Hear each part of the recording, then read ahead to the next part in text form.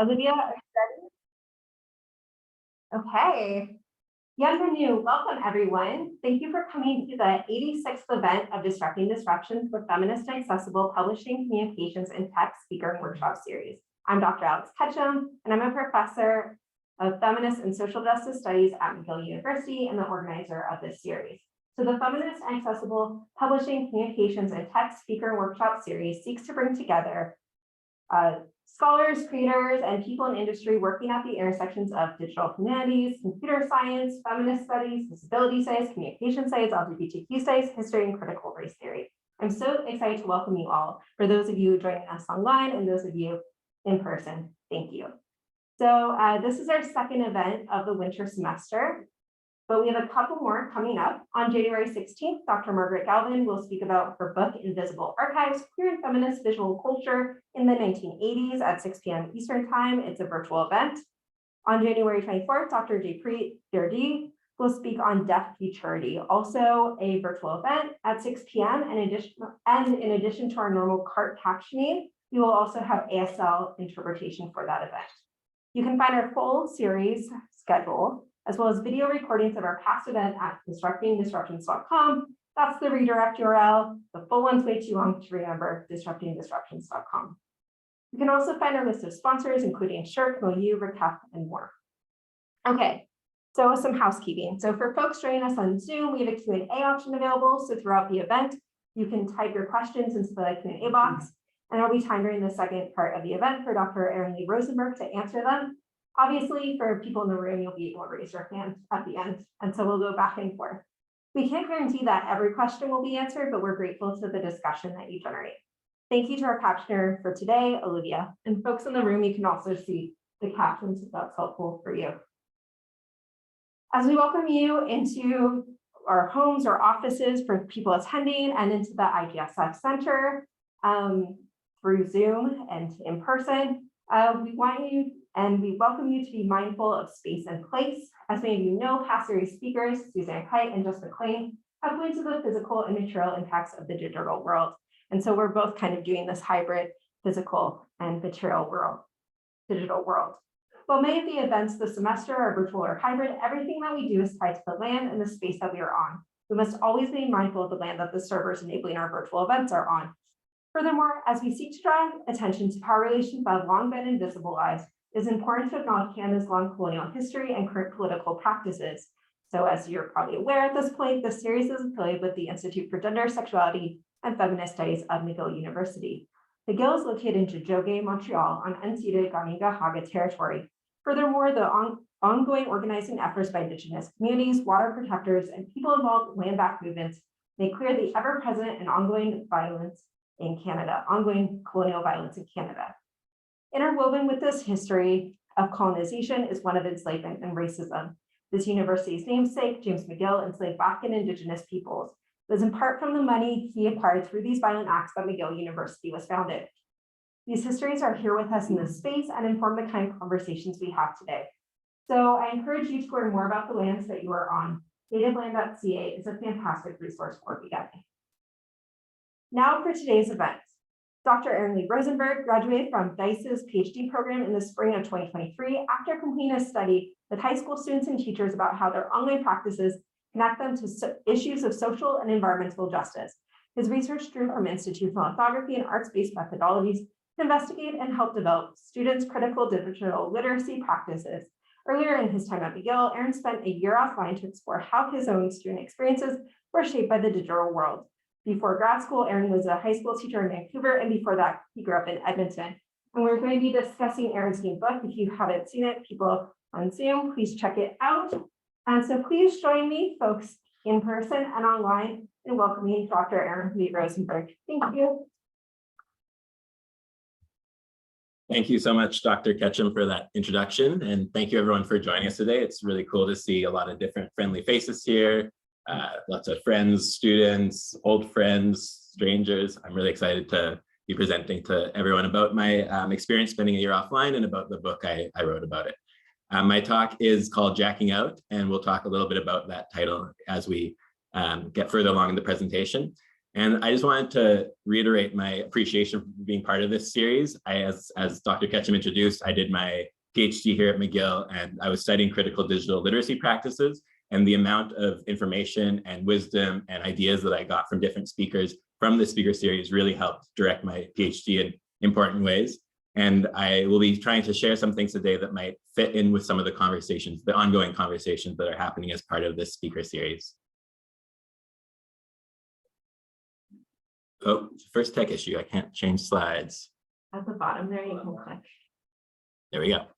So to build on what Dr. Ketchum introduced for the land acknowledgement, I am here broadcasting to you all in person or virtually in Chachage, as it's called in Ganikaha, or Muniang, as it's called in Anishinaabe-Moan, or Montreal, as it's called in English and French.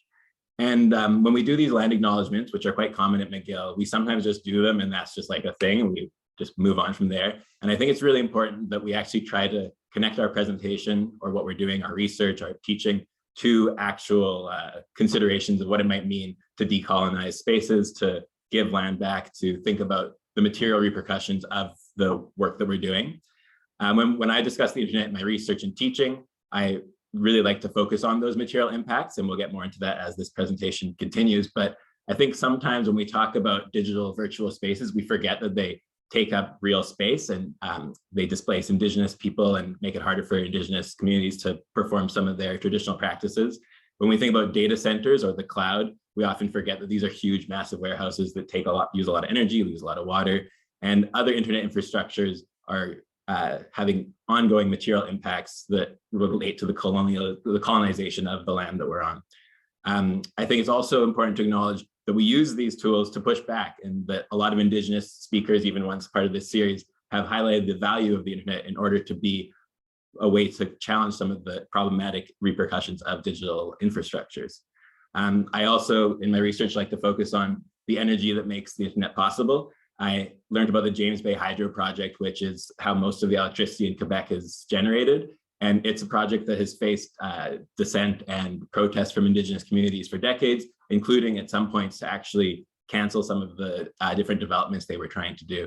And I learned about all this on the internet. So again, part of my presentation today is trying to look at the nuances of trying to challenge some of the problematic aspects of digital culture, and also acknowledge the value that digital tools have for that challenging. I hope that this presentation invites all of you to question the normalization of our ongoing roles in colonialism. So a little agenda for today. I'm going to start with some check-in questions because I want us all to be thinking together, not just like a lecture, although I know this is a lecture. And then I'm going to go through the experiment I did where I spent the year offline, 2020. So I'll start by talking a bit about preparing for the year offline, then what it was like to actually go offline. I'll talk about being offline. I'll talk about getting back online. And then I'll end by chatting a little bit about the book I wrote to explore those experiences and share them with a wider audience. So the first set of check-in questions, and I actually want you to think about this, even if you're watching this at home asynchronously weeks from now. What's something about the internet that you wouldn't want to live without? Like, what's something you actually really love and value about the internet? No need to share your answers, just give it a moment of percolation. I know for me, something that I realized while I was offline, and this is appropriate because I have some family members on the Zoom today, is the ability to connect with the people I love, like my family and friends who don't live in Montreal, is something that I really value the internet for. In 2020, when I was offline, my brother and his wife had a baby, and my partner who's here was able to see pictures of the baby, videos of the baby. I was not able to do that. And I know that it's silly, like I was able to phone and connect with my family in that way, but there is something really special about the way the internet has allowed us to have a much more, I think, intimate connection with people who are far away from us. Second check-in question, and again, really try to think about it. What is something about the internet that you would rather live without? That maybe it's something that you need and that it's an important part of your job or something in your life, but what's something that you would rather not have to deal with? Give me a second to think.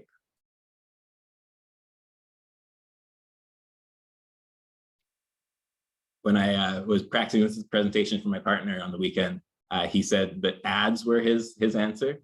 The first thing that I thought of was email. When I spent 2020 offline, oh my goodness, what a relaxing year it was, just in the sense of not having to check my email. And one of the biggest things about email that I realized while I was offline is that it makes it so that if you have like a schedule for the day, it's completely disrupted as soon as you wake up and check your email, because all of a sudden there's all sorts of new tasks added to your plate. And so I think for me, although I really value the way that email allows me to connect with people and do work, I wish there was an alternative. I wish there was a different way to do that kind of work. And I know that pre-1990 there, of course, was. So I think maybe we can think about ways to hold on to the parts of the internet that we really value and push back on some of the ones that we find troublesome or problematic. So just two more check-in questions, and then I'll launch into the presentation.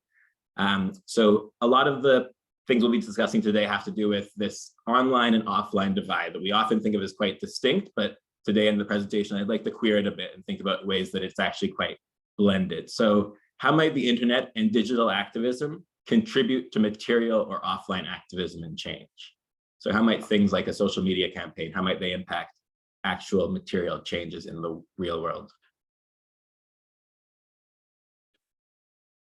And then the flip side of that question is, how might digital activism, like a social media campaign, how might it distract from material or offline activism and change? Andrew, you have a thought? I just think it makes it a lot of formative activism from big companies, and they'll do something, make it look like they're doing something. And then I didn't think that was an example. The NFL was talk, and then a month later they fired hundreds of people every single. So for people who might not be able to hear, Andrew is saying that the big way the corporate campaigns can sometimes do social media, trying to raise awareness about something, can sometimes seem a bit disingenuous. Another example, I remember during my year offline, during the Black Lives Matter protests, I'm from Edmonton, and the Edmonton football team at the time was called the Edmonton Eskimos, which is a derogatory word for Northern Indigenous folks or Inuit folks. And I remember they were posting all sorts of things in support of Black Lives Matter, and it seemed a bit, as Andrew pointed out, a bit disingenuous. We'll talk more about this difference between material and digital activism and how they might sometimes be actually really important, the digital pieces, and other times, as Andrew introduced, they might be a bit superficial. So starting with my experiment, so starting with preparation and getting ready to go offline, I have a photo here, and most of the photos are credited to my partner, James Stana. So thank you, James, for allowing us to use these photos.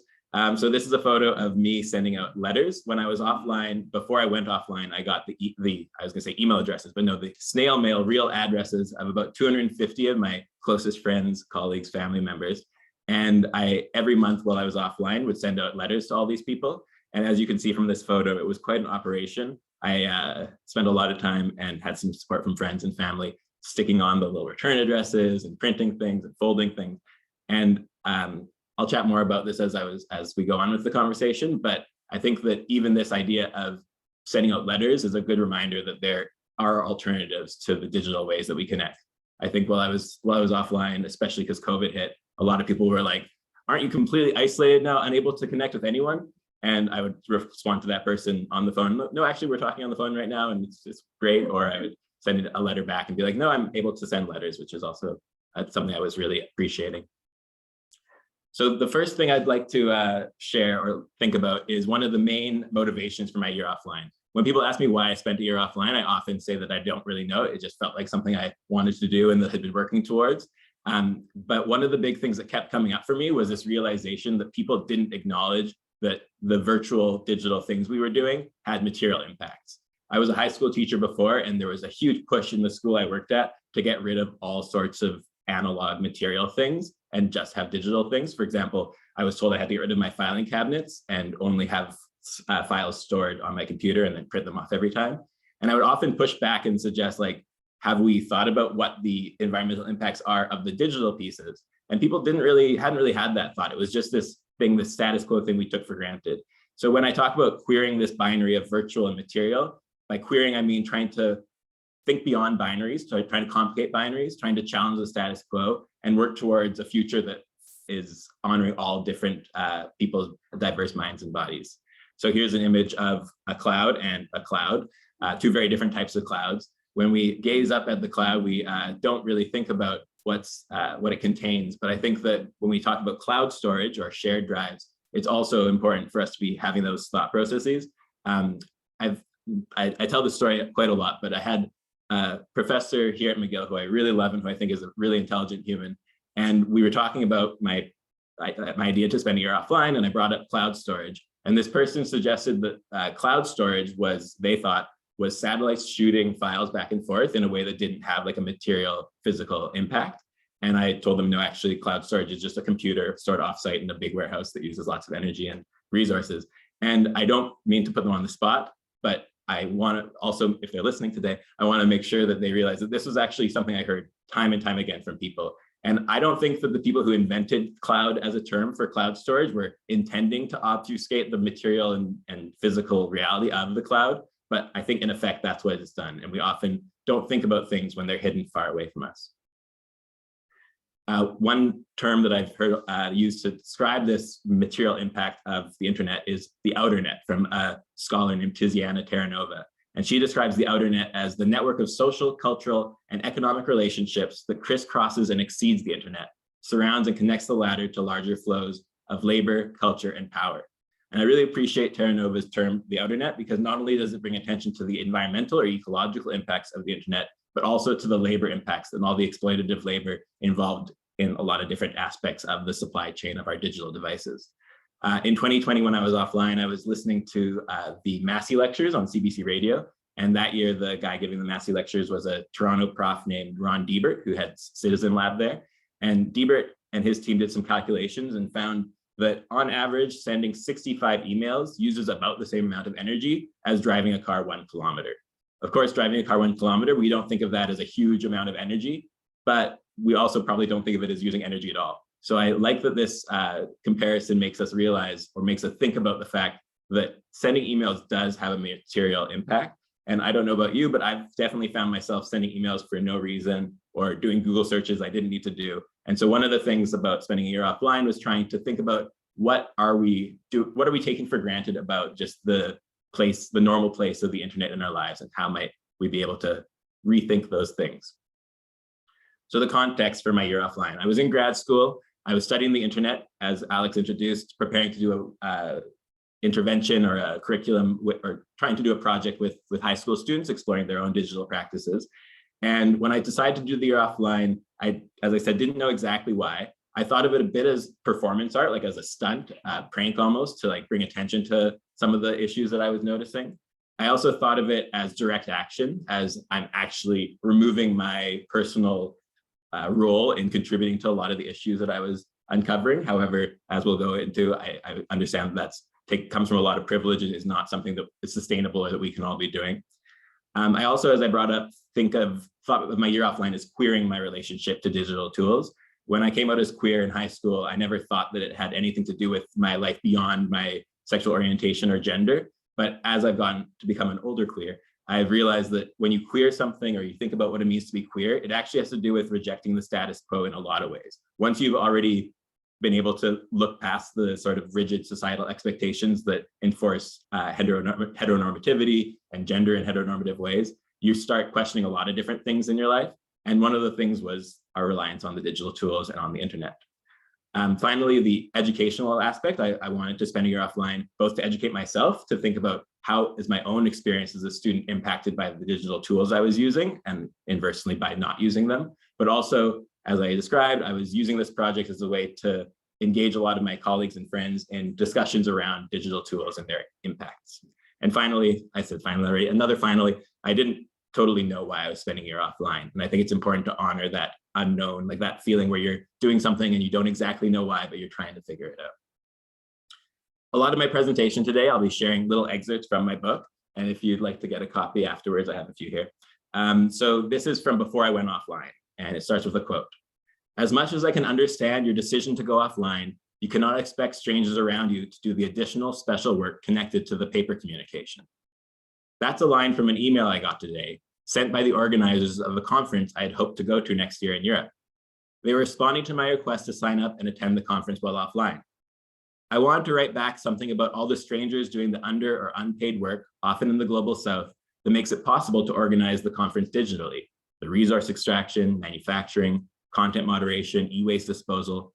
I wanted to ask whose work gets to be considered additional and special, but instead I just wrote a polite response thanking them for considering. So when I think about my approach and my relationship with the internet, I sometimes sum it up with my lack of smartphone. my partner insists that I will be getting a smartphone eventually, but I still, up to this point, have not gotten one. And it means that sometimes I do use my partner's, which is annoying. So I'm sorry. But when I pull out my flip phone, people often give me weird looks and they say things like, "Oh, are you living in the past?" And I like to flip it on them and say, "I'm living in the future." And I started saying this a lot, maybe like 3 or 4 years ago without thinking about it. And now that I'm a researcher and think about these things on more academic terms, I thought, like, what did I mean when I'm saying I'm living in the future? One of my favorite queer theorists who passed away a few years ago, Jose Esteban Munoz, he writes about queerness is not yet here. Queerness is an ideality. Put another way, we are not yet queer, but we can feel it as the warm illumination of a horizon imbued with potentiality. I like Munoz's idea that queerness, as I was sort of suggesting earlier, isn't just about gender and sexual orientation. It actually has to do with imagining a better world that can work for diverse minds and bodies. A professor here at McGill, who I really appreciate and look up to, Darren Barney, in 2020 wrote an article about refusal and resistance as suited for the time between present disagreement and possible futures that have yet to arrive. So I think by spending this year offline and by doing other things like not getting a smartphone, I'm trying to almost signal that there are other alternatives and that we can work towards that as a queer future that we can hope is imbued with more potentiality from diverse people. Another book that I love, Audra Simpson's Mohawk Interruptus, also writes about refusal, but in the context of Indigenous folks who refuse the Canadian passport and instead travel on a Haudenosaunee passport, and obviously encounter lots of issues when they're crossing the border. And Simpson, just talking about these people, suggested that these refusers are reminders, sometimes indecipherable announcements of other orders, other authorities in an earlier time that has not fully passed. I don't want to suggest that my project is in any way as meaningful or as important as Indigenous folks trying to reclaim the authority that they should have on their lands. But I do really value the way that Simpson thinks about ways that refusing can be signals that there are alternatives and that we can work towards those together. I think it's very important whenever I discuss this project to remind myself and the people I'm chatting with about the immense amount of privilege it took for me to be able to spend a year offline. I was a funded grad student at the time. I had friends and family who were willing to entertain my ridiculousness. And I really appreciate this quote from Ruha Benjamin, who notes that the capacity to refuse rests upon a prior condition of possibility that one has been offered something in the first place. Such offering in turn implicitly sets one apart from those who have been altogether neglected and excluded, so as not even to have the chance to refuse. I think we often forget in this part of the world that about half of the world population doesn't have regular access to the internet and would love to be able to refuse it like I was doing. So I think when I bring up this idea of spending your offline, it's very important for me to remind myself and others that I'm not advocating for us to all just reject the internet and run away and hide in some warm cave somewhere, but rather we actually need to engage with it in order to challenge some of the problematic aspects of it. And I'll get more into that as the presentation goes on. What good are acknowledgements of privilege without action? And what good is action? We'll be chatting about that today. So next, going offline. And I have a screenshot here from a video game, Paper Mario, that's on N64. And I played a lot of N64 while I was offline.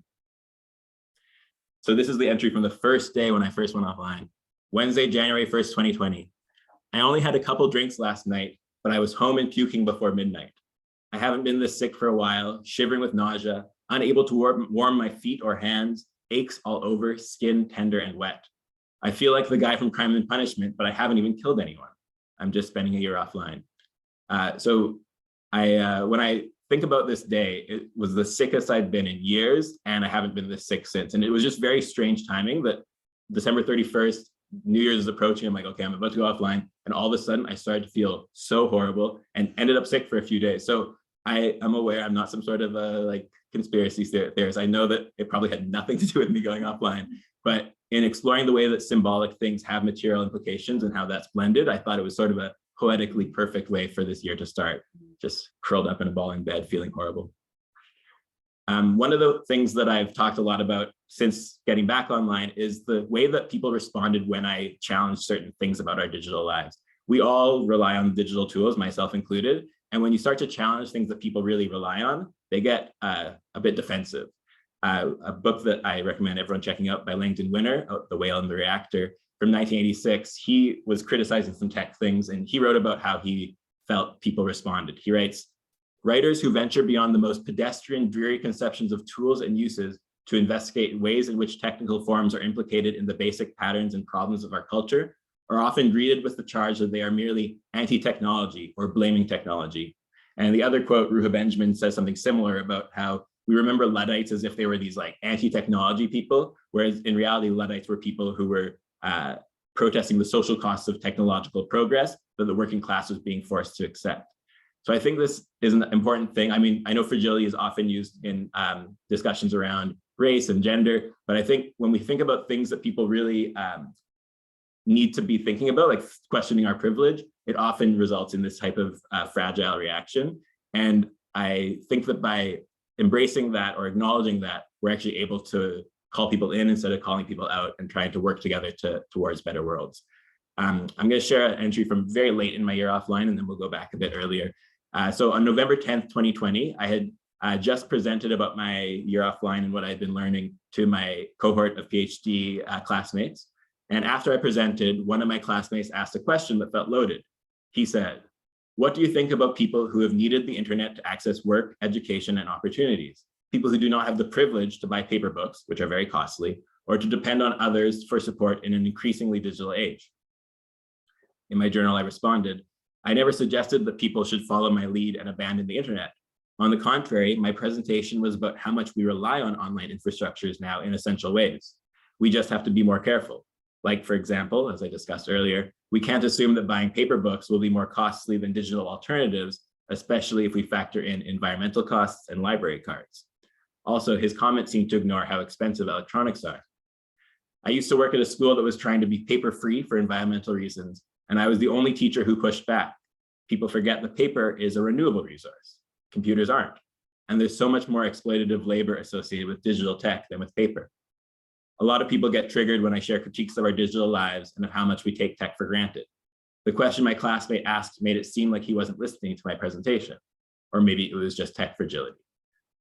Because what I'm sharing is from my journal, sometimes it feels a little bit sassy and loaded, but I just want to share that in real life, when I chatted with this human, I didn't express it in these ways. And I think that that's the importance of like trying to make sure that people were coming with me on this project and not just feeling resentful and fragile. Now I'm going to talk about the experience of being offline, and I have a photo here of a little demonstration that I did in the education building with my friend Horacio, who's pictured here with me, right at the beginning of 2020 before COVID hit. And we set up an air mattress in the lobby of the education building, and we had a plant, and we had a bunch of pieces of paper, and as people walked by, we just asked them ways in which they felt that the pace of life expected of them as students or teachers or staff at McGill might be disabling and might be unrealistic in a way that limits who's able to access academic opportunities. Some of the quotes here are from Twitter, and especially from the Nat Ministry, who is a big inspiration for my some of the ways that I was thinking about rest during my year offline. So one of the big queer questions that I have for this presentation is trying to think beyond the difference between protests as material and the actual like symbolic protests that we're doing when we go on a march or something like this. And so I'm asking, can individual material changes be powerful symbolically? And can symbolic power lead to more individuals changing materially? And how are individual changes connected to collective movement building and structural change? Because spending your offline on my own is fine, but if it's not connected to these larger structural collective pieces, it's pretty useless. A big part of the early experiment of being offline was impacted by the Black Lives Matter protests that became such a huge part of our lives, especially here in Montreal in June of 2020. So I'm going to share a few of the entries that I wrote while these protests were taking off. And before we get into them, I just want to warn that I think that at the beginning of these protests, my mind was unable to zoom out, and I started feeling like centering myself a little bit. And as you'll see, as the entries progress, I started to question that and think about ways in which centering myself was actually defeating the purpose of trying to get involved in these protests. So on June 2nd, 2020, a friend/ex-student phoned earlier, and I was telling him about Sunday's Black Lives Matter protest. He told me that people online are shaming any white people who haven't posted anti-racist content. I agree that it's important to be actively anti-racist as opposed to just passively not racist, but shaming others for not being anti-racist on Instagram seems a bit superficial. The next day, I asked my friends Fanny and Alex if they've seen any online shaming about anti-racism. Alex said that they've seen it Alex says that they've seen it turned into a catch-22 where white people are being shamed for speaking for Black people if they post their own content, but if they repost things Black people wrote, they're being told they should think for themselves to prove they're real allies. Despite all this, Alex and Fanny insisted that online spaces are very crucial right now. They talked about the first-hand accounts from protesters being shared over Twitter, and they explained that online tools have been the main way they've been able to engage so many people in the anti-racism network they organized with, raising $150,000 from 2,200 people on a half-hour Zoom call. They added that telephone calls have been more effective than emails at getting people involved initially, so they've started using phone trees alongside their online approaches. If you don't know what phone trees are, if you were born after like 1995, check them out. They're very cool organizing tool, and I've been involved in some, and it's a pretty neat way to combine, as Alex and Fanny were describing, combine some offline tactics with online organizing. We talked a little bit about the difference between the armchair activism that's common online, what Fanny called slacktivism, and the kinds of slow, difficult community organizing efforts that take advantage of the internet. Now, a few days later, June 9th, I'm amazed at how much my perspective can change in such a short time, these days especially. Less than a week ago, I was being so critical of online spaces and suggesting that they were too dominated by annoying, self-righteous content, and that there were all these catch-22s whereby nobody could say anything right. Now, though I still acknowledge these problems, I realize that focusing on them in the wrong way can detract from the issues of anti-racism and police violence. Focusing on people criticizing the way others are contributing to the conversation sounds more and more like fatalistic fragility that won't make anything better. The next day, my friend Sloan was called out through a public Facebook post made by a Black woman who they hardly know, saying Sloan isn't doing enough to fight racism. I feel defensive of Sloan. They do so much to challenge racism materially and ideologically with their research and as a volunteer, not to mention that Sloan, though white passing, is part Indigenous. Sloan felt guilty and smeared. It seems like it actually is important. There's my mind changing again. It seems like it actually is important to discuss online dynamics as part of talking about racism. Sloan said they don't have the energy to care about the public perception of their work, but I know they're aware that lots of young queer academics and activists follow them online. I feel like both of these attacks on their self-confidence and their online character make it harder for Sloan to do the important work that they do. So without trying to take away from this realization I was having about not trying to center my own experience as a white person in these protests, I also was starting to realize that online dynamics are actually an important thing to consider when we're trying to support the types of important material offline actions that people were engaged with. Is individual and or offline activism effective? Is it superficial? Is it important? Is it a distraction? Is it enough? Is it too much? So the answer, of course, is yes and no, and yes and no, and it depends. So we'll talk more a little bit about this distinction between individual and collective actions and between online and offline actions. But as you hopefully are getting the sense by now, I'm trying to queer them and think about how they're not actually as distinct as we might try to frame them in our heads. So this is a text message conversation I had a couple of weeks later with Sloan. Sloan wrote, I was just reading a piece about Canadian mining and activism that was engaging with the argument that no one can say shit about extractive capitalism because we all have smartphones. I responded, throw it out the window, do it. They wrote back, ha ha ha ha. I wrote, just kidding, that would be too easy. I don't think we can fully address issues related to the internet without using the internet. We need to learn about and work within online infrastructures in order to transform them. Avoiding the internet may seem like it makes changes and it may seem like a choice, but my actions alone aren't the change. And as I was discussing with the Ruha Benjamin quote about privilege, spending a year offline isn't really a choice for most people. It's funny that I'm the one arguing pragmatism as I'm halfway through spending a year offline.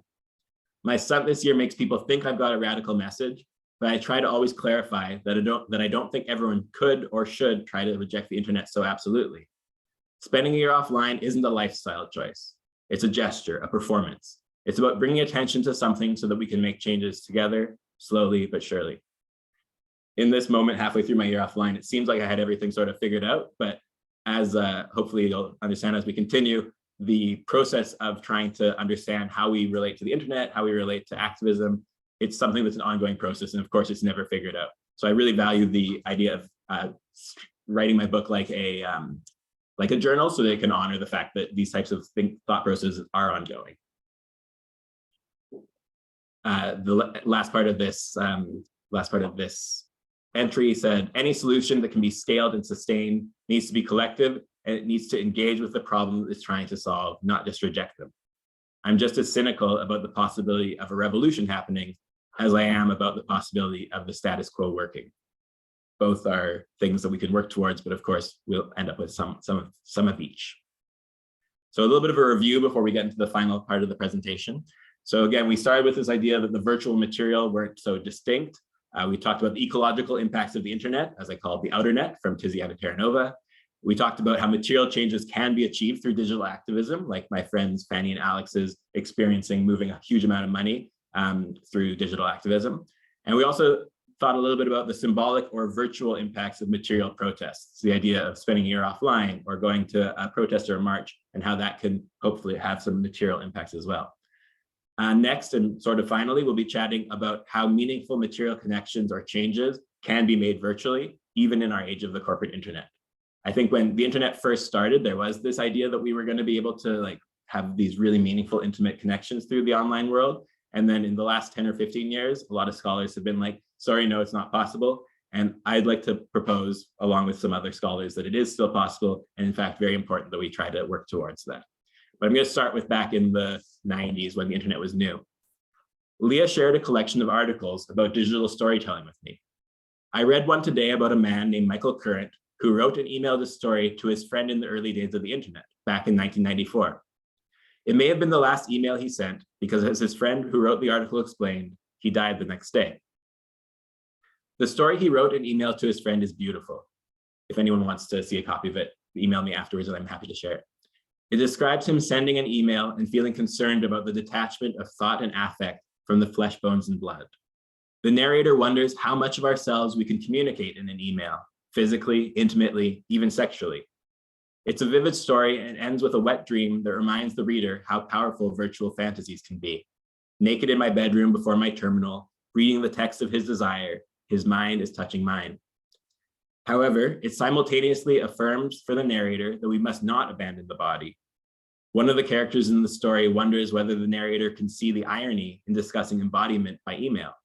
And then there's me reading an email about what the internet can carry. The friend who received the email explained that he sends Michael's email out now on the anniversary of his death every year. He said Michael died the day after sending him the story, so I flipped back to the previous page to check when the email was originally sent, July 20th, 1994, which means the anniversary of Michael's death is the day that I read the story and wrote this entry.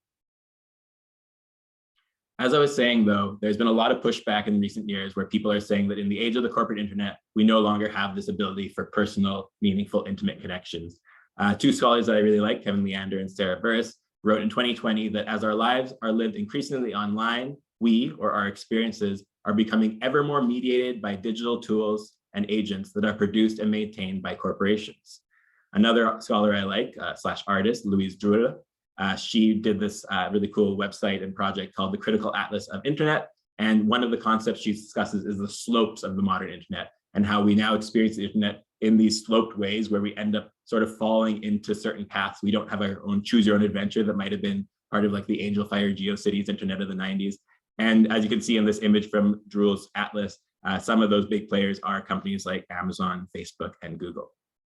However, I love to go back to bell hooks, and she wrote this in this quote in 1989, the year that the commercial internet was first available. So it's obviously not about the internet, but she believed that even in the face of powerful structures of domination, it remains possible for each of us to define and determine alternative standards. As we enter this age of the corporate internet, some people are like, well, how do we do that now? And one of the scholars and authors, artists who I've found has a really good response to that is Legacy Russell, who created a project called Glitch Feminism that's now a book as well. I'm gonna, if the tech allows, I'm gonna share just a 1.5 minute little clip from a lecture that Legacy Russell gave in 2018. Glitch feminism looks to the digital as a means of building these worlds. It underscores that the binary code of male-female and the code of real life as posited by the language of IRL, in real life, pitted against the lives we lead online, which are somehow taken as less real, as being too rigid, not allowing for that slip and slide that is a reality of how gender and sexuality, how the cosmic bodies that they occupy exist today, have existed yesterday, and will continue to evolve, survive, and stay alive. The selves we occupy online at night, they're important, they're beautiful, and they're meaningful. So we have to continue to experiment and bloom and build within these selves. Artists play a really key role in this experimentation, acting as a bridge between what happens online and what happens AFK, away from keyboard, and strengthening the loop there. The internet is actually not a fantasy space, it is a future space, a space where glitch feminists can mobilize the imaginary as an activist tool to point toward a futurity that, though still buffering, is en route to being realized. I love that idea that the internet is not a fantasy space, it's a future space, which I think Legacy Russell might agree is sometimes one and the same, and importantly one and the same when we're trying to queer what we understand as our relationship to the digital so that we can work towards better futures. But how do we do it as individuals? Oops. As individuals, how much can we really do? But aren't collectives made of individuals? For structures to change, do individuals need to change? Or for individuals to change, do structures need to change? As you can see, spending your offline and writing a journal every day makes you start talking to yourself and having these conversations with yourself, which I think is actually a really important way to get to more nuanced ideas about the reality. In September, I was a guest speaker in my friend's high school class. The students in my friend's class had lots of great questions, but one that stood out was whether I'd recommend they try to spend a year offline too. I said no. I told them I don't think spending a year offline would necessarily be that helpful. It's an individual solution to much bigger problems. I admitted that it's ended up feeling more like a way to hide from the problems of digital life than to change them. But I added that spending one day a week disconnected from their device could be an interesting thing to try, as a way to reflect and a step towards collective action. The student who asked the question followed up by saying that she would like to try spending a day offline, but she doesn't think she could because all her friends would still be on their devices, so she'd miss out. Instead of challenging her rebuttal, I agreed. We can't make these kinds of changes alone.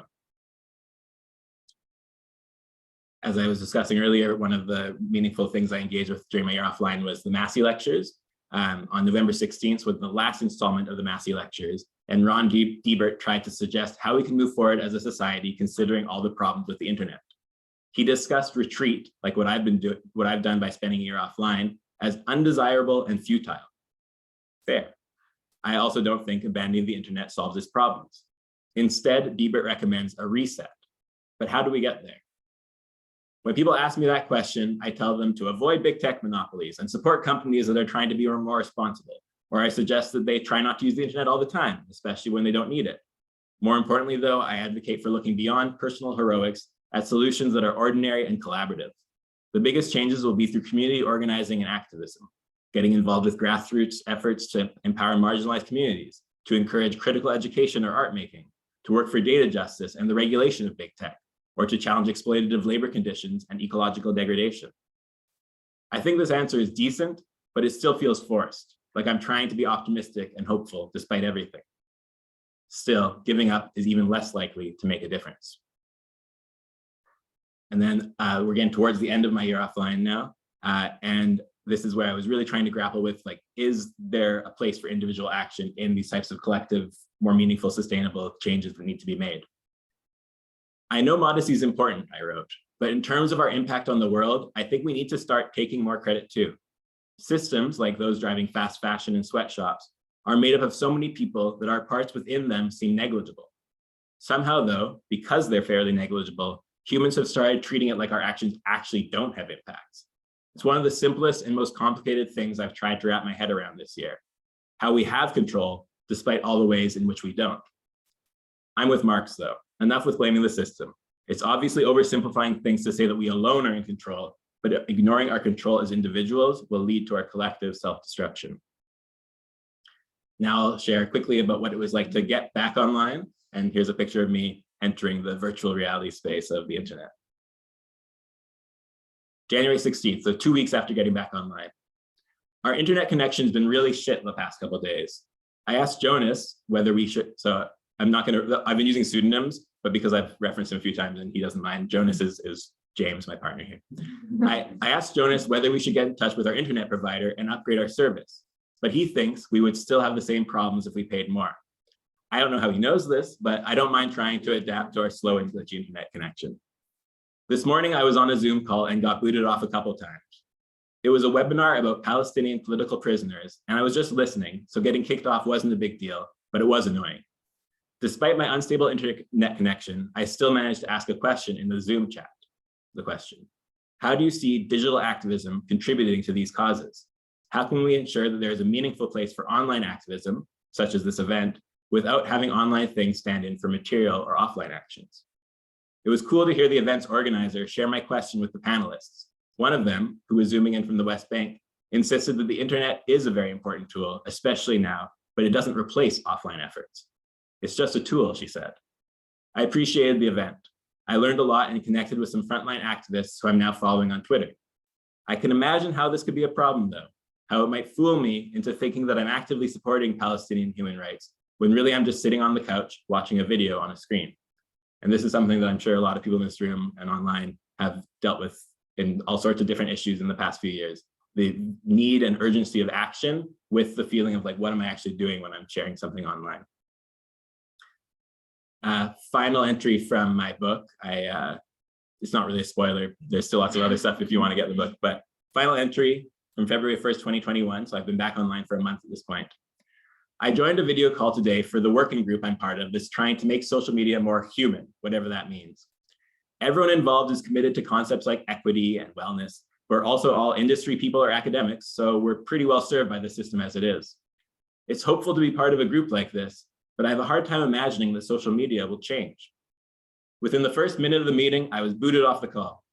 I thought it was my internet glitching again, but realized the power had gone out in the whole apartment. I phoned Quebec Hydro and found out that my street was experiencing an outage and it wouldn't be fixed for several hours.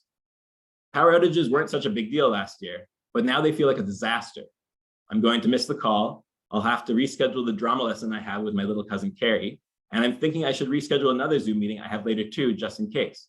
Plus, I have class tonight also online. Without the internet, I'm pretty much useless. How did I make it through a year like this? So much can change in a month. So much can change in a moment.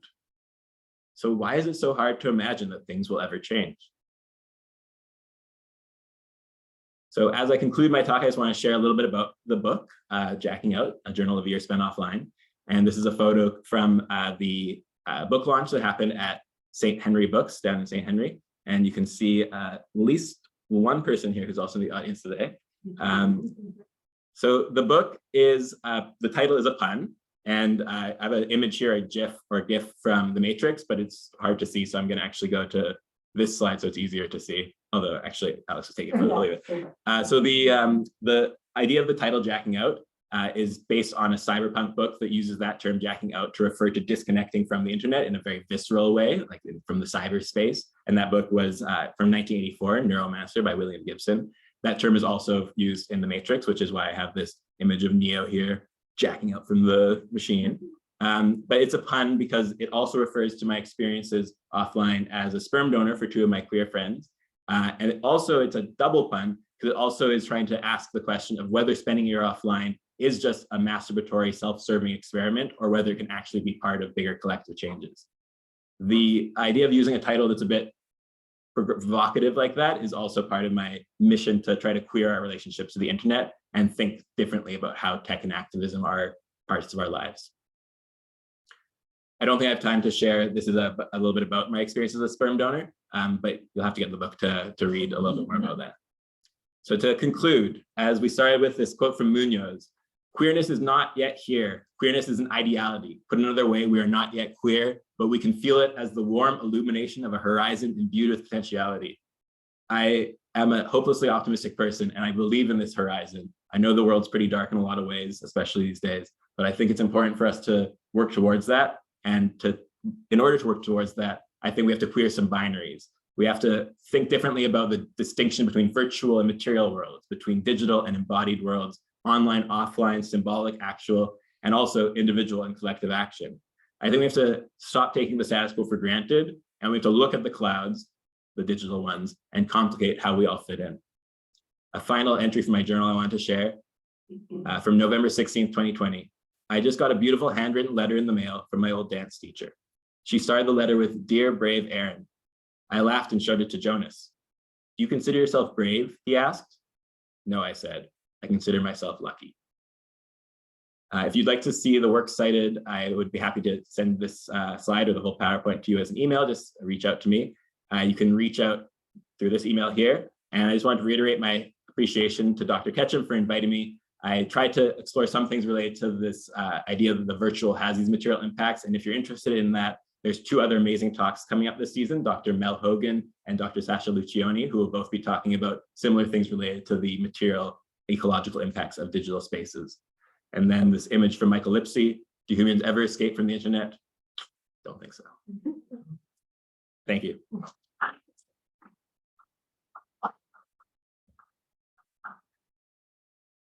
Okay, now we have time for Q&A. So online people, this is why I'm yelling so it can be picked up by the mic. Online people, please ask your questions in the Q&A box and we'll read them aloud. And then obviously if anyone in the room has questions, go.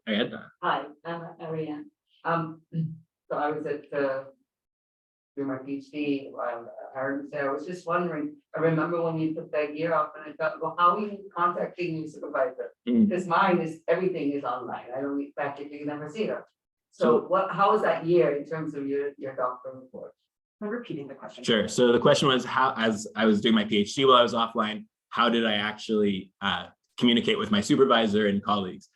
So there's two answers to that. One is that some of the people I was working with actually sort of disappeared from my life during that year. And I tried to reach out by phone, by mail, by showing up at their offices. And some people just were like, oh, I guess he's not reachable this year. But a few people, including my main supervisor, who I know is on the call today, she made a point to just be super in touch with me.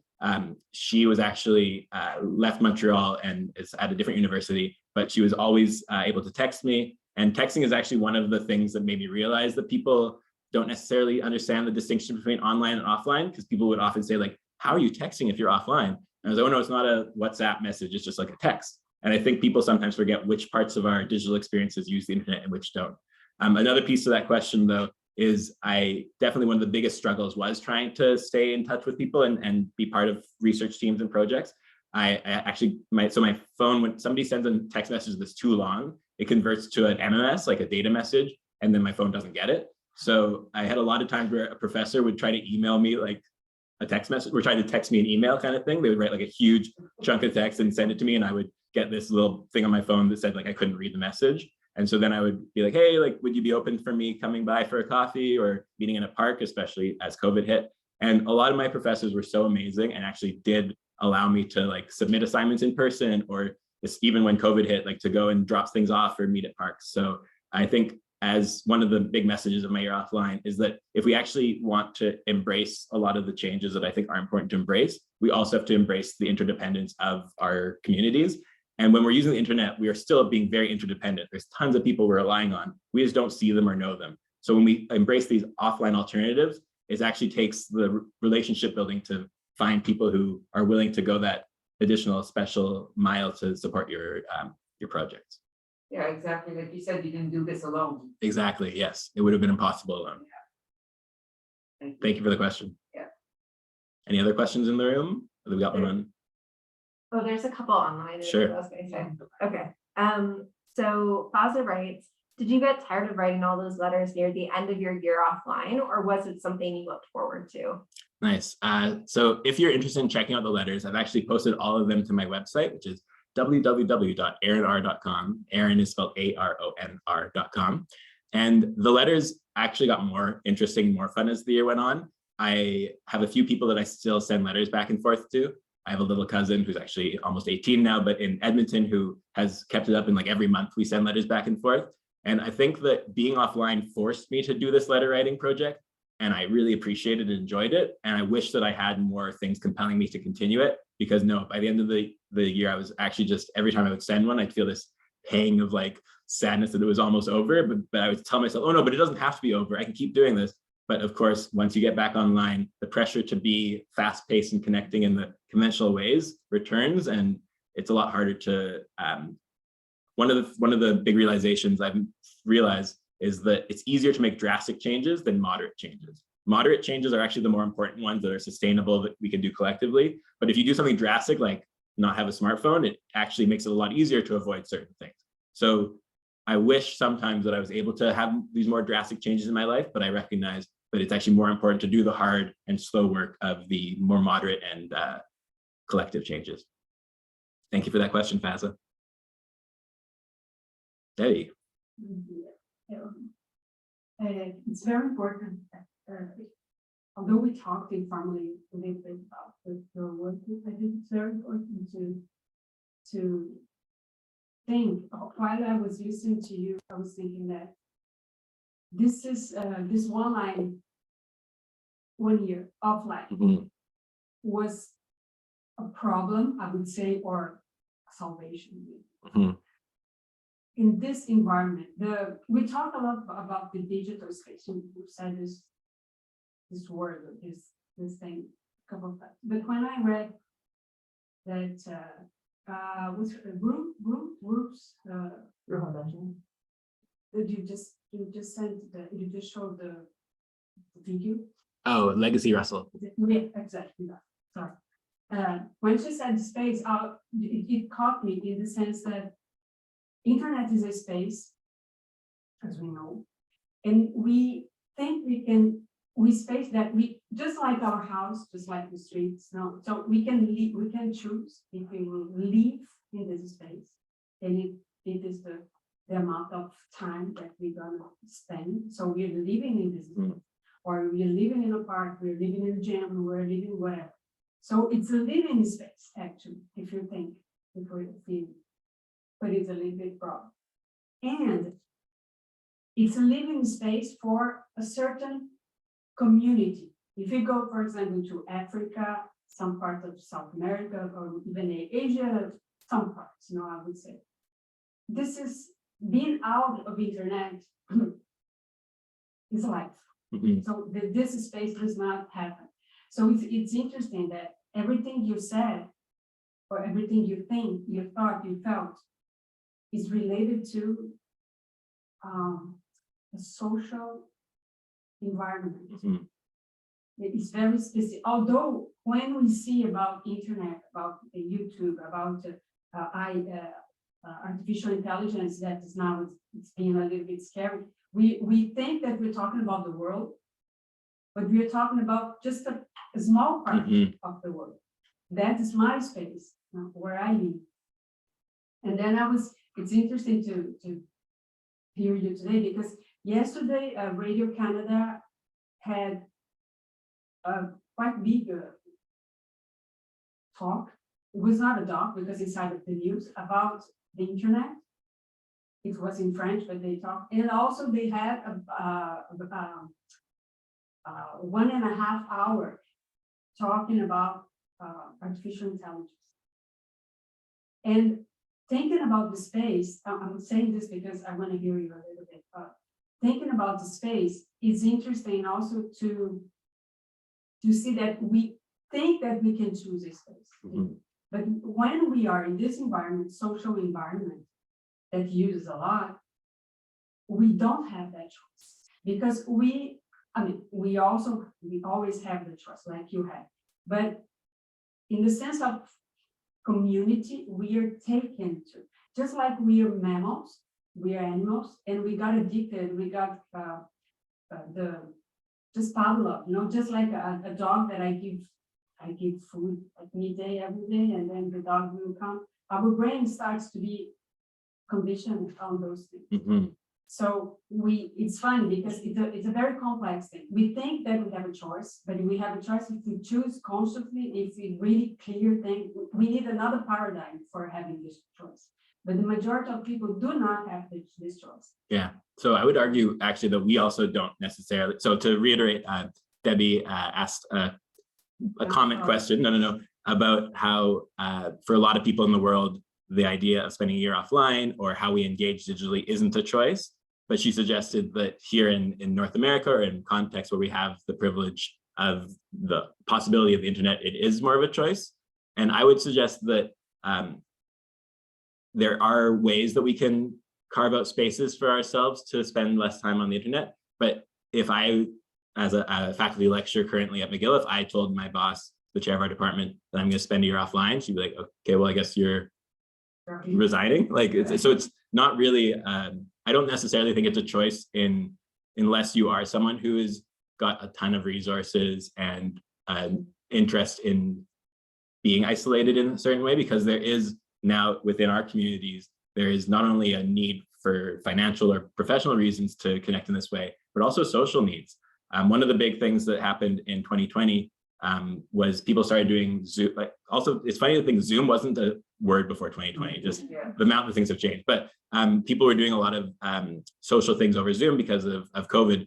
And that reminded us, I think, of the importance and value of having that option, because even in our privileged bubbles, there's plenty of people due to mobility challenges or due to disability that can't access in-person spaces. So I think this question or this comment you made, Debbie, is really important for us to think about, that we can't as individuals be trying to be heroic and do these types of things. We actually have to be trying to work on changing structures, work on building collectives and organizing together. Thank you for that question. Excellent. Okay, I have a question from Maria, Sergio, Dr. Aron. What were the reactions from others about your decision to be offline, as I researched pre-service teachers' reactions in my PhD in DISE? So I had a lot, as I was mentioning earlier, a lot of people who felt personally attacked by my idea to spend a year offline. And it was funny how many people, when I would tell them that I was spending a year offline, would just immediately start explaining why they needed the internet. And I was like, no, I understand. Like, I'm not trying to take away the supports that you need. So the reaction that I got was often that. There was also the reaction where people, sort of like what I was sharing from this letter, where people would be like, wow, it's so brave, like so courageous. And I would try to be like, it's so privileged, like it's so lucky of me that I could do this. And I think when I brought up earlier the idea that when I first came out as queer, I started questioning a lot of things in society that allowed me to continue questioning. I think that if I wasn't a queer person, I don't know if I would have had like that wherewithal or that resolve or the community support to try a project like this. So I think the reactions I got were mixed, but they were often extremes in a way that I tried to push back on and be like, no, trying to advocate for different things is not radical, it's actually essential. And I think sometimes when we talk about people doing like brave, courageous, radical things, we forget that they're only brave, courageous, and radical in a context that's really limited and narrow and messed up. But if we actually had a world where people were able to be doing the things they wanted and needed, then the types of courageous, radical things would actually just be normal ways of existing. Thank you for that question, Maria. We've got a question at the back from Salima. Oh, nice. So I was wondering, like, like you started this in a way as like someone coming from like a teacher's point of view and thinking about how to support youth with digital regulation. I was wondering if you could elaborate a little bit more on that, of like, perhaps if you have some ideas or ways that we can support youth with. Nice. So Salima's question was, my project was based on my PhD work, which was about supporting high school students to, as she put it, regulate their digital experiences or have that kind of self-control or self-awareness. And one of the main pieces that I did in order to try to explore this with students was an art-based project where students were challenged to create cell phone films, like short videos with their friends about different aspects of their digital experiences that might have related to social justice or environmental justice concerns. So for example, one of the groups of grade 8s, and these were like 12 and 13-year-olds, so I wasn't sure what level of sophistication they were going to engage with, but I was very impressed with the level of sophistication. And so one of these groups, they were looking at the way that TikTok within their friend group influenced how they saw themselves and the types of behaviors they thought they were expected to engage in, specifically around vaping, actually. They all were talking about how they just felt like they had to vape because that's what everyone on TikTok was doing. And it seems too simplistic, but as a lot of research around the discourses that Orient femininity have explored, including work by Dorothy Smith, this idea that what people are doing in these shared spaces like the internet or even in classrooms, it has lots of subconscious and explicit impacts on how other people are signaled for what they're supposed to do in order to be validated. And unfortunately, it's not just like a symbolic thing, it actually is material. It actually does mean that certain people will be more celebrated or more validated in spaces if they can conform to these certain expectations that are oriented by things like how we engage in social media.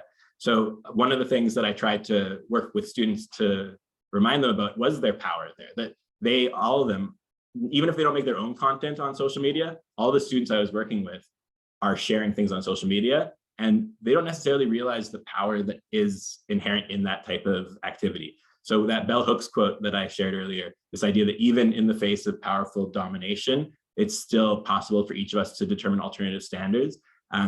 I think it was Dorothy Smith, when she was writing about Bell Hooks's ideas around pushing back and resistance, she wrote that in her research in the 90s, she looked at the ways that Black and anarchist communities and punk communities were challenging the ways that people were expecting feminine people or women to dress and behave, and that actually created a very big shift in terms of cultural expectations, especially within those communities. So one of the most important takeaways I took from my research was that you have to honor students. You have to try to think about students as active agents who have the same power and potential that you have, of course, differently situated because they're students and not at the front of the classroom, but trying to remind students or showcase to students what types of power they have and how they can use it effectively. Also, the piece about like thinking about, for example, as Debbie was bringing up, like a lot of our digital practices are hard to resist because there's like all these big tech companies have psychologists and engineers who are trying to make us behave in certain ways. And so by helping students become aware of some of those pressures, students actually have a better ability to resist them. And there's a lot of things that in this room or in this Zoom, you might feel like, oh, everyone knows that, for example, Google personalizes results to make it more appealing to you so you stay clicking longer. But when you talk to a bunch of students about that, they actually, if they know that, they actually haven't thought about it very much. So doing simple little things like having everyone, I had all the students search for the same query, something about finding food in their community, and the difference in what results came up and how some students had really valuable, helpful results, and other ones had like clickbait, BuzzFeed, things that had nothing to do with what they searched for, was a good reminder that there are ways that we can avoid that by using private browsing or using DuckDuckGo or other browsers that don't track us and try to personalize our results so much. There's a great book by Shoshana Zuboff called Surveillance Capitalism that is like a tomb, like it's so big. And so if you were actually to try to talk to grade 8 students about surveillance capitalism and give them that book, they would not engage very likely. But if you want to talk to them about the ideas from that book, I would bet that they would have a lot of prior knowledge and experience that they could draw from, and they would actually be able to discuss it in really sophisticated ways. Thank you for that question, Salima. We have 6 questions online, so maybe we'll start to have some of them. A couple, yeah. Do you want to bring the 2 together? Because those 2 work well. Thank you everyone for asking questions. Yeah, thank you. Okay, so this one is a combination of questions from Melissa and Nasia. That is, how do you perceive any changes in your mental health during and after the year offline? And then also, like, how do you abuse the internet these days? And by abuse, what they mean is what do you do with the internet consciously knowing you could have not done that because it is nice. Bad, like streaming. Yes, great questions. So the second question is easy, so I'll just say it. Twitter. I spend way too much time on Twitter, and my mom is constantly telling me, Aaron, I noticed you posted like 1,000 reposts today, like maybe you should not be on Twitter today. And I use Twitter because it allows me to follow some activists that I really value their work, and it points me towards other work they're doing. For this speaker series, Twitter helps me learn about a lot of the cool speakers that Dr. Ketchum brings in. But I acknowledge that a lot of the work I'm doing on Twitter is actually just sort of serving some sort of anxiety piece or the doom scroll, which became a big term in 2020. The first part of that question, though, remind me was... do you perceive any changes in your mental health? Oh, yes, health? changes in mental health. So one of the biggest things, when I spent that year offline, I read entire books from the beginning to the end. And I know it's sort of facetious. I still do that, of course. But there's this sense, especially in academia, that you're supposed to be collecting resources, like collecting citations, like just reading abstracts, making sure you know everything that's the newest. And when I was offline, I was reading books from the 80s and like books that were considered, you know, that there's new research has been done, but that still had some value. And I feel like that, taking that space and time to engage with a book, maybe even reading a book a second time, was super supportive of my mental health. One of the other pieces that I noticed is I had a lot of downtime during my year offline. And by downtime, I mean time when my brain wasn't engaged in any new content. Like I wasn't watching something or reading something. Time when I'm just like thinking my own thoughts and letting them percolate and unfurl. And when I chat with my friends, especially younger friends and students, they often say that they don't have any of that kind of downtime. That anytime they have a moment to themselves, they'll pull up their phone and start scrolling, or they'll listen to a podcast. And I know that for a lot of people, those types of activities are actually quite nourishing and calming. But I think it's also important to have moments where your brain doesn't have these extra thoughts being fed in and just is able to deal with what's already in there. So I think that my mental health was a lot better during that year, which is a bit of a wacky time because it was 2020. So of course there was other things challenging my mental health. But I think it's very important that I remind ourselves that that is, again, the individual privilege thing, and that we need to be advocating for these types of things in ways that collectively we can all sort of appreciate and enjoy. So one example of that, to connect it back to the other half of the question, is sending emails outside of your office hours or outside of the hours that you think people will be responding. I'm guilty of it myself, but I try to use that feature where you schedule send, because I know for myself, if I get an email and it's 7 p.m. and I happen to be on my computer, I'm going to deal with it right then, just because it's like going to make me feel better. But I would rather not. I would rather only be working when I'm at work. So I think there are things we can do to try to encourage this type of downtime or space for people in a collective way, and not just a personal self-serving way. To follow up on that, so if you haven't read the book. But also, when I would read just it very slowly in sections right before I went to sleep, because it calmed me because you weren't online. Oh, thank you. And I found that very useful. And then at the end, you go back online, and I felt so much anxiety. And so I'm wondering, now that it's more than a year after the transition back online, have you found balance? Because it seemed when you went back online immediately, then you were just on it all the time. Yeah. So, have you now kind of recalibrated and a bit more? Well, those of you not in the room can't see Alex, but she's doing a little vicissitudes up and down thing. And when I think about balance, I do think it's like that.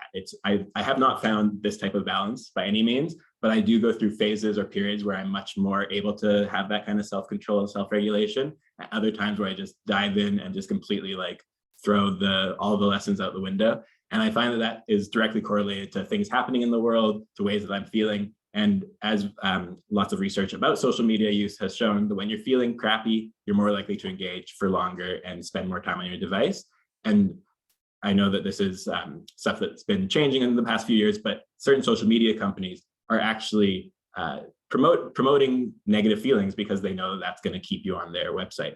So I think that when we think about what we're sharing and what we're engaging with online, that's another strategy, both personally and how it can impact other people in terms of sharing things. Trying to share things that have that hopeful or optimistic flavor. In terms of activism stuff, I try to always share things that highlight the important work that's being done to make changes, instead of just highlighting all of the horrible things that are happening that need to change. I really appreciate hearing that experience you had reading that last part of the book, because yeah, as my partner and family and friends can attest to, it was a rough couple of months getting back into things. And I thought that by spending a year offline, I would have developed all these skills at self-control, but it was actually the opposite. Turns out self-control takes practice, and by spending a year offline, I had lost all practice, which is another reason why I advocate and believe that more moderate changes are much more sustainable and impactful. Another question in the room from Andrew. When you returned, did you start fresh, or did you go back and redo the year you missed? Did you catch up on your email, or did you start there? So Andrew just asked that the year that I went offline, when I got back, did I start fresh, or did I go back and read through everything I had missed? So the very first day I got back online, I opened up my emails, and I can't remember the exact number, but it was something it's in the book, something 1,400 emails. It was a lot. And again, thinking back to that Ron Deibert bit, that each of those emails used energy to be sent. And anyway, that's besides the point for right now. But when I went and looked through those emails, I got so overwhelmed that I immediately closed my browser and went outside for a walk. And on the walk, my mom called, and mom was like, "Hey, are you ready to FaceTime?" I was like, "Just give me a few minutes. I just need a few minutes before I dive back in." And it is my partner and I have been FaceTiming with my parents more recently. And there's something really amazing about having that ability. But there's also this sense that it was just too much too fast. So with the emails, I did go back and at least superficially skim through everything. And of those over 1,000 emails, there were a total of 0 emails that were important for me to read or respond to. So I'm sure that was partly because a lot of it had passed, it was no longer relevant. But I think that's a good reminder when you're looking at your inbox, how many of those emails need to be sent? And when we think about the ecological impacts and the mental health impacts of that, maybe we should collectively be trying to send less emails. But thank you for that question, Andrew. Maybe we'll take like one or two more from online and then people can follow up with you. For sure. Okay. So Melissa wants to know about how we can make these material impacts more visible of our internet dynamics. That's a difficult one. I think that when we're thinking about querying this distinction between virtual and material, it's hard for us to see those material impacts. It's like when we think about, for example, the fact that like, if I don't send one email, it's going to use a bit less energy. You're not ever going to see that. Those types of things are so negligible that it's not going to make an impact in a visible way. But I think that because it's not visible, we end up thinking it's not important. And I think that if just one person does that, it isn't important. That's correct. But if you're doing it in a way that's not virtue signaling, but trying to encourage some sort of a social shift and sort of within your friend group, within your communities, then this actually can have big impacts. And when we look at, for example, the type of work that Ron Diebert's doing at Citizen Lab, I think he calls it Citizen Lab. These material uses of energy for different internet tools, there are people who are trying to calculate it, and that, for example, here's one weird one. YouTube doesn't have a toggle feature, so you can turn off the video. It only, like if you're listening to music, you have to have the video playing. And these researchers looked at how much energy that was using, and it was a huge amount. Like it was about the same amount annually as a small airport uses.